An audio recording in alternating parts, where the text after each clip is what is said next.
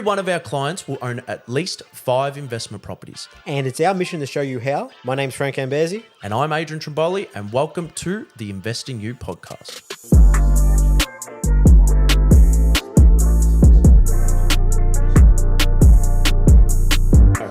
Welcome again. We're back in the studio, Mr. Frank. A big welcome to the viewer. Welcome also. Today we're talking about what a lot of people find interesting. Where is the boom markets in 2025 and 2026? Stay to the end of the episode because Frank's actually going to give you exact regions. Is that a promise? No. I'm going to give locations that I think are going to be the next best place to invest in the next 6 to 18 months. Yep. Okay, some of these markets aren't performing as of yet, but I do see in the future they're going to be some of the best property markets in the country. Beautiful. If you want to be a lazy person, skip to the end of it. If you want to know how to go about and what Frank's actually looking and what the data's telling him, listen for this entire episode. And then at the end of the cherry on top, you'll actually get the regions. Mr. Frank, we've invested in, 450 properties in the last 4 years. Cities Perth, WA, Queensland, Brisbane, and Adelaide. Are these still the markets that you are looking in right now? No. And what's the data telling you? Definitely not. I think we've seen those markets do so well for so long. If you look at the last 5 years, Perth, we'll just look at capital cities, Perth, Brisbane, Adelaide, all grown anywhere from 80 to 100%. Mm-hmm. So you don't want to be buying in a market that's had that much growth. And once again, it can continue maybe for another 1, maybe 2 years, but it's going to slow down very soon. Yep. And so you're going to be stagnant in that portfolio where you're then not going to have growth, and then you're going to be stable and you can't take out equity and go and use it to buy another property. Yep. So be very careful buying in these areas. Okay, some of these places like Perth, I think it's starting to really slow down. It's been good for so long. Now you're actually starting to see prices relax and people to not buy over like they were before. Previously, you out of the water, yeah. You were seeing it. We were seeing 50 to 100 grand over the asking price, 20 offers on the property. Yep. Crazy. Brisbane's still doing quite well. Same for a little bit of Adelaide also.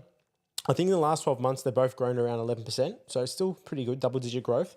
But still, once again, it's done well for so long. You don't want to be buying at the top. Yep. And what's the data telling you? Well, you're seeing days on market starting to increase. So properties are staying longer on the market. You're starting to see there's more properties coming onto the market. So with days on market increasing means properties are staying longer. More properties that come online, they're going to stay longer online. So then it's going to be a bit of a, not oversupply, but more supply to choose from. And that then starts to, you start to see, I guess your price is not as big as aggressive as before. Love it. Okay, cool. The whole company, yourself though, Melbourne and Sydney has been a no-go zone for a while, for 5 years, 6 years now. We haven't purchased property here personally and professionally for that long. What's your thoughts on Melbourne, Victoria, and Sydney, New South Wales? I think, yes, you say Vic has been definitely the weakest state out of all the states in Australia. Yep. That can be for a number of reasons, and we can kind of touch on that in throughout this podcast, but I think there's great opportunity at the moment in Vic. I think you've had a lot of investors run out the door because of land tax, stamp duty, and things like this. And so now, over the last 5 years, you've seen prices actually retract. Some places have actually, the COVID prices were much higher than what they are today. So there's great buying. With that, when the prices have dropped, the rental yields have gone up. So like when you're looking at a property in Victoria and you can get a 5% rental yield in some of these areas, a 5% rental yield is like a 6% or more, or higher, I should say, compared to like Queensland or WA because of rates, the insurances, property management fees are so much cheaper. Yep. So there's great buying. Stamp duty though, no. Yeah, land stamp tax, duty, land tax, no. But land tax on some of these properties, you might have to pay an extra $1,000, maybe $1,500 a year. Yep. Where if you look at, let's say Queensland, you're looking at stamp duty of $4,000. You're looking at insurance anywhere from $2,000 to $3,000. Where you go to Victoria, insurance might be $1,000, $1,200, and your rates might be about $2,000. I think you said stamp duty of $4,000. You meant rates in Queensland being $4,000. Yeah, correct. Yeah. Yep. So significantly lower. Yeah. So when you look at your cash flow, it's very similar. Yep. Okay, 5% is 6. Versus a 6% in Queensland. Okay, cool. Now, this is maybe actually more of a personal question, but again, all of our clients that watch this and, those of you who are not our clients, what are you doing?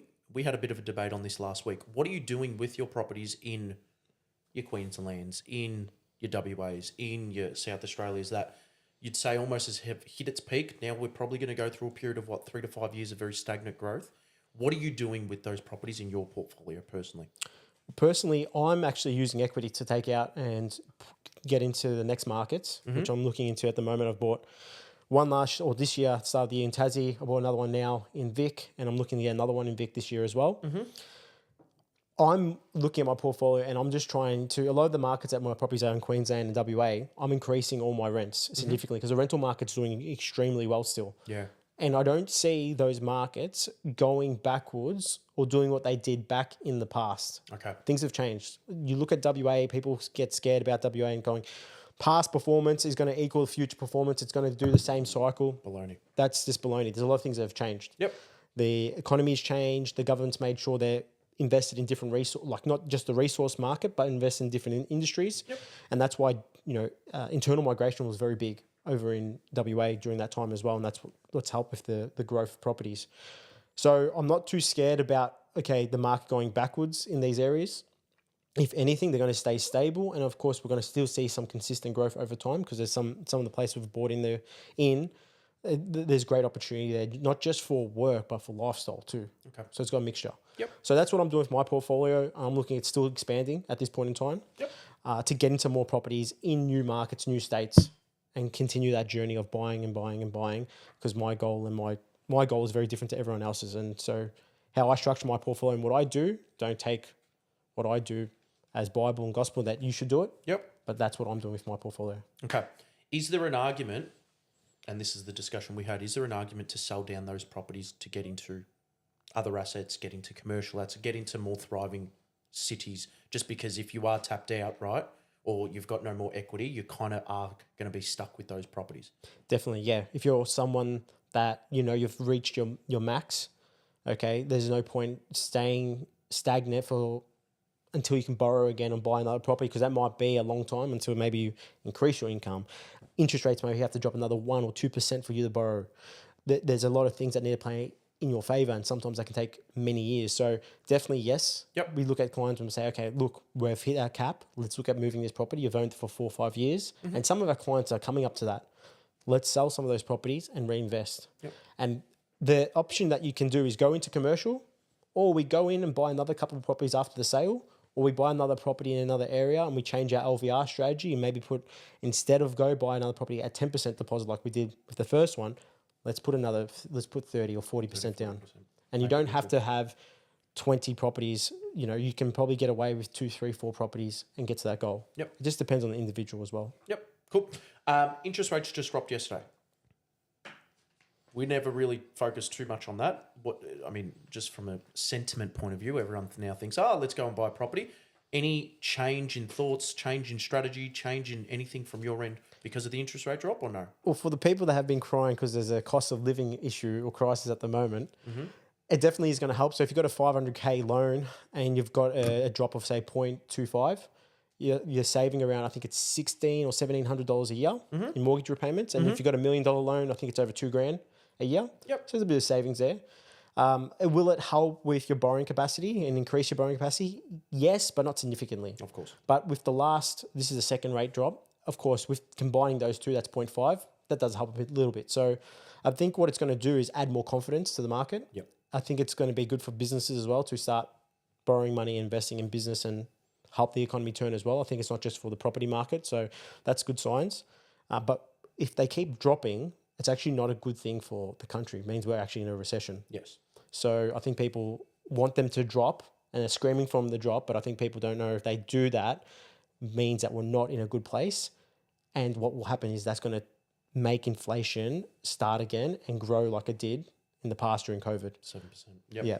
Yep. Okay, cool. Rental markets. You mentioned rental markets are still very, very strong in Queensland, WA. Where are you seeing... you're not seeing any drop off at all across the country, or are you seeing drop offs with the rental market? Great question. So today I was, preparing for all of this because I want to make sure, I'm talking live numbers. I'm not just talking just a bit of my opinion. I was looking at rental listings in the country, of, in the nation. 59,000 properties advertised for rent. It's the lowest it's been in the last 25 years. So The lowest it's... So can you just say that again? So 59,000... in the last properties- 25 years, that's the lowest it's ever been. Wow. Okay. Now, the data that I was getting is over the last 25 years. So to go even further back, I didn't have that data, but that's just when you're looking at 25 years and we've got the lowest supply of rental properties on the market, that's not a good thing. Now, the highest population. And the highest population too. And we'll touch on that in a sec. It's been pretty crazy what's going on. So we look at, when you start to break that down and you take it to regions and certain areas, I will say that you're going to see regional towns have less properties on the market advertised for rent, and there's more of a shortage in those areas than say Melbourne or Sydney and other places. So it's interesting when you really look at this data and you look at what's going on. There's a bunch of locations across the country, and I just want to get my laptop up because I Get it up. this was quite interesting when I was breaking this all down. So I picked some LGAs. LGA is a council area, and a council area can have 10, 20, maybe more suburbs in there. So it's factoring the whole LGA, the whole council area. Out of these 20 locations, or there was 20 locations, the rentals listings in the last 12 months have dropped anywhere from 10% to 100%. In these LGAs. In these LGAs. And some of these LGAs were Orange, Leeton, Robe, Launceston, Bathurst, Coffs Harbour, Ballarat, Bendigo, and the list goes on. Yep. So there is a rental shortage in these areas. Yep. Doesn't mean you just go there and invest, but that there is showing signs of, rents going up as well, and rents are going higher or growing faster than what the average growth rate for rents are in the country, which is around 3 to 4% annually. Yeah, and we're seeing it firsthand, right? I mean, we're still... What are you raising your rents this year across the board? Do you know percentage-wise or no? Look, I raised one from 500 to 550, so that's 10%. Yeah, that's huge. I've got a couple coming up. Went from 520 to 550, and the others are kind of stable for now. I've got to look at increasing them. Yep. One of them the one I just purchased today, still yet to settle. I paid 550 for this property. It's a duplex, renting it for 560. Putting a bit of paint into it, bit of flooring. I'm going to increase that up to 740 a week, 740 to 750. Yeah, which is awesome. Which is huge. Which is awesome. Okay, cool. All this information is great. Give me and give the viewers a bit of an idea of just the landscape. So if we're talking about where you actually see the property market going, again, no one has a crystal ball, but what's population growth at? What's the rental market? I mean, you've kind of mentioned on it. If you could give me a bit of insight on that and give the viewers some insight, that'd be awesome. So for yourself, what makes an investment grow? Supply versus demand. Awesome. And so with supply versus demand, what do you want? You want more demand, low supply. Correct. So with what we're seeing at the moment, in the next 5 years, the government, or you could say Australia in general, we need 240,000 properties to be built every single year for the next 5 years, so we can keep up with the supply of people or the migration of people coming to Australia. Last year, we built 170,000 properties, so we fell 70,000 properties short. A few properties. And that trend has continued over and over again every single year, whether we're not meeting the target. Gotcha. So if this keeps happening, there is going to be an undersupply of property, and then there's going to be a higher demand. It's just a given. Yeah. And this hasn't just happened today. This has happened since 2012. Yep. There's been less and less properties coming onto the market, not enough properties coming on, and that's what causes the prices to grow. And sorry, just to quickly chime in, that is because we just can't keep up with the build. It's a number of things. You've got inflation that went 7% nearly, or 8% nearly during COVID. How many builders went bust? We had over 2,000 builders in Australia go bust. So no one's building enough properties. The crazy thing is, the government is saying we need X amount of properties. Out of the 170,000 properties they built, do you know the percentage of what the Australian government funded for those properties? 3%. 97% from the private sector. So it can be private builders, mum and dad investors, normal everyday landlords. They're just saying, hey, let's knock down our property and build. But they're worrying about tunnels. They're worrying about tunnels. So this is the crazy thing. I don't understand. You got Labor, and look, I'm not Labor, Liberal. I'm for just making sure the country's great. Yep. If you're going to be spending and saying these things and saying, oh, we need properties, but you're not spending money on properties, but you spend money on tunnels and all these things and bringing in people, you're causing an issue. Yeah. And they're the thing that I think where I don't want to get on the tangent here, but accountability needs to be held somewhere. And accountability comes from the government. They're the ones that are causing this problem. It's very easy, though, to get around accountability when no one's holding you accountable. Correct. Yeah, that's right. But anyway, we can go into a whole voting system and whatnot down the track. Okay, so simple demand, supply, we're fucked. In other words, every year since 2012, we've essentially built less properties year on year. That does cause concern. You'd have to be concerned, whatever angle you're on, whether you're an investor, not investor, it is going to be every single year harder and harder for people just to live in a home, right? What do we do? How do we get around that? Well, it's funny because the people that are screaming saying cost of living's too high, inflation's too high, I can't buy a home, they're the ones that are voting for these people to be back in power. And once again, I don't want to get into political talk here, but when you're looking at this, they're the ones that are voting them in, and they're the ones making these rules and decisions, and it's causing this issue as well. So where do we go from here? I guess really there's got to be a lot of changes. So if you look at population, in 2020, 2023, we had 518,000 people roughly come to Australia from overseas. Yep. That was one of the highest intakes of people in like the last 50 years. So when you're bringing that many people to the country and you haven't got enough property, what is that going to cause? Yeah. Now, not all of those people. Now, 70% of those people that come to Australia every year that from overseas can't afford to buy a home for the first 5 years. That's right.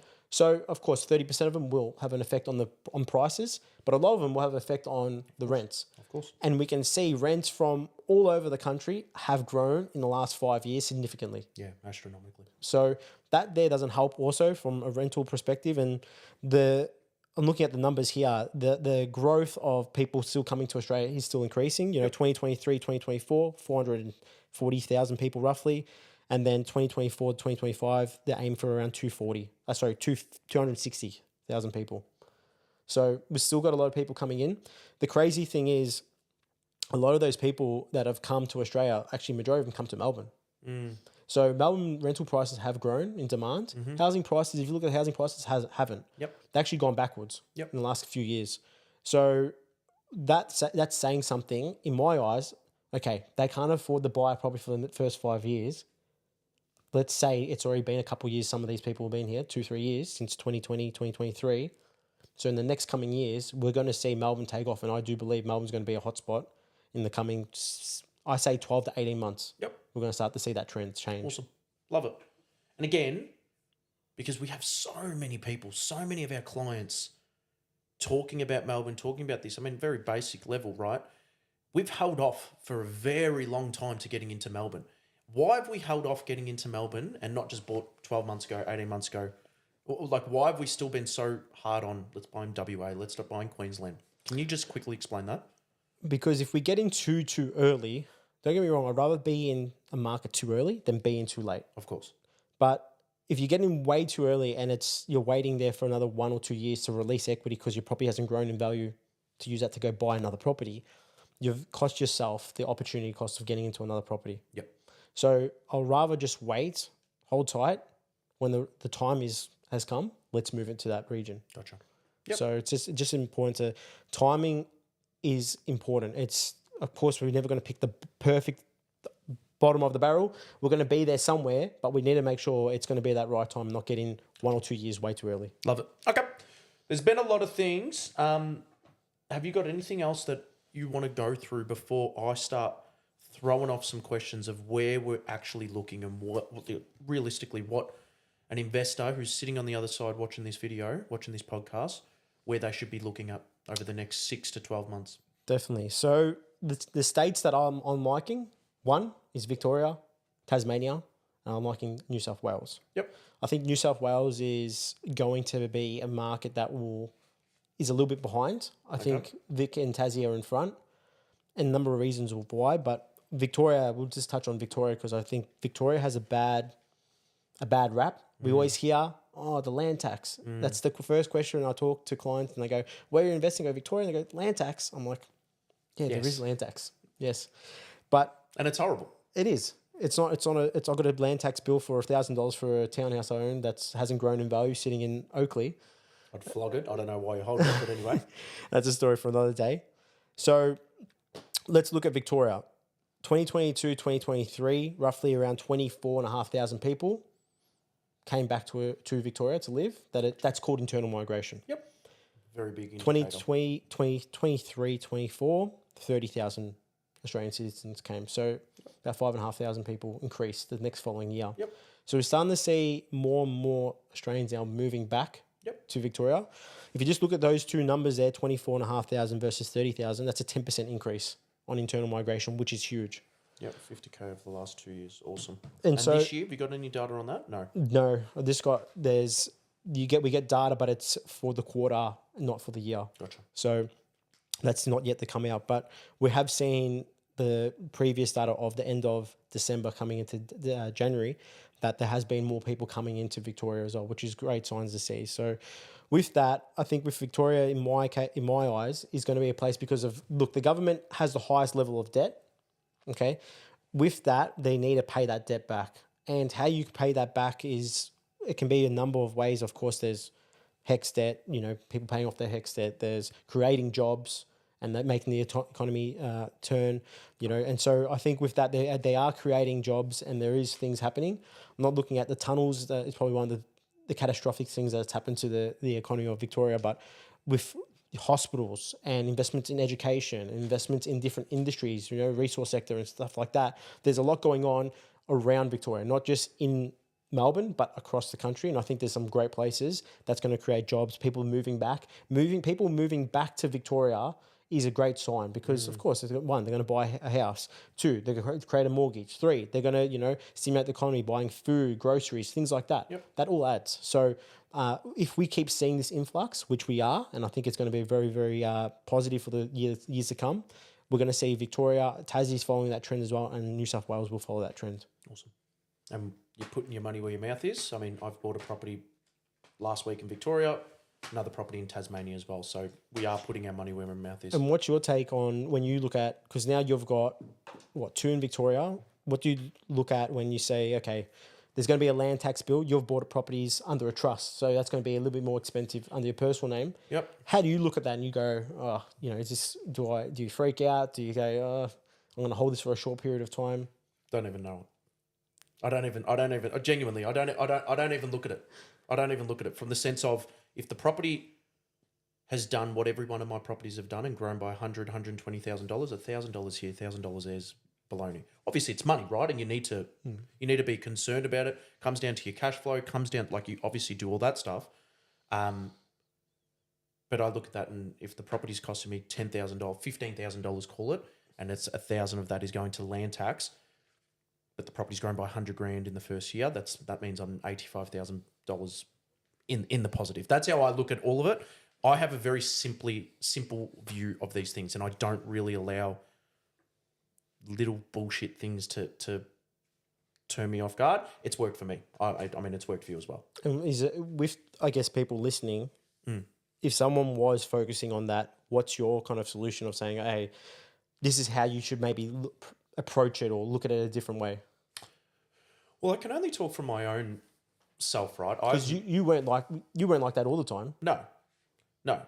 And dare I say, obviously my level of confidence is a lot different because we run a buyer's agency business and we've got a research team and we've got a CFO managing our stuff and we've got everything set up right. But I'll answer what's worked for me. I have not gotten to the portfolio I have by procrastinating and worrying about $1,000 here, $1,000 there. Sure, it may mean that I am worse off than someone who's super analytical and looks at every single cent and dollar, maybe off $2,000 that I might lose extra a year on a property or whatever it is. However, if I'm buying 3-4 properties a year, that's $400,000, $500,000, $600,000 worth of growth. That there is going to make have an astronomical effect on your life or my financial future compared to if I pay $1,000 extra in tax here versus Tassie, $500. That's the way I look at it. And I guess you're going to get that back for the people listening as well. Land tax and these expenses, you're going to get that back at tax time as well. So depending on what your income you're on, you might get whatever it is, a certain portion of that back, and it's not as bad as what people look at. I guess it's hard because your tax return comes at the end of the year. And then when you're investing, some of our clients are getting 30, 40 grand back at tax time, which is awesome. Some of them have, 3, 4, 5 properties. Yep. I guess the more properties have, the more incentives you get to get back. But Of course. you don't see that right away until it comes to tax time. You're like, oh shit, here we go. That's one way you can help increase your cash buffer. I got one client goes, hey, I'm going to get around 30 grand this year. I had a strategy call from the start of the week. That's awesome. And I'm going to put that straight on my mortgage. Fantastic. Yeah, 30 that's grand awesome. going on your mortgage, that's going to help with lower your repayments a fair bit. So yeah, that's awesome. I think, again, it's all dependent on where you're at. You've been burnt and you're super analytical. You're probably going to be thinking about this in a certain way, and you'll be tooth and nail for every single cent. But I think to be a sophisticated investor buying 2 to 3 properties a year, it's a very, very different game, and you're not worried about $1,000. yeah, just look at the outperformance. If it grows 10, 20%, you make 100 grand after 1 year and you pay $1,000, $2,000 in land tax, it's not that bad. It's a success fee. Yeah. Perfect. Frank, any last thoughts? Any last thoughts on what your top markets are going to be in the country? Are you comfortable keeping it at Victoria, New South Wales, and Tassie? Do we want to give anyone any more insights or not? I don't know the answer to that. If you want to, you can. Or any last final thoughts before we finish up the podcast? Well, I'll touch on a few regions, and I'll start off with, let's just look at the country at the moment where I see there's going to be some still markets growing and performing. Yep. I'll touch on with Queensland, WA, a bit of South Australia. So you look at the Sunshine Coast and the Moreton Bay region, that's a market that has done well over the last 5 years. I wouldn't say it's grown as good or as fast and as strong as Ipswich or Logan. Logan have probably been the best 2 regions, I would say, in Queensland. They've grown the most from a percentage level. Moreton Bay, Sunshine Coast, I think, especially Moreton Bay, we were there probably 12 months ago. And remember, we were looking at that, at that Airbnb, and there was that property. We were staying across the road from the beach. There was properties on the Esplanade selling for needed work, 1.2, 1.3. And I was like, Jesus Christ, this is great buying. And I just think it has so much time to gentrify and change as well. So I still think, it's still great pockets if you're looking for a long-term investment there. Fremantle, WA, still some great buying there, and Playford and Salisbury. Nice region. And the Swan region in WA. But I think, a lot of these markets have done well for some time.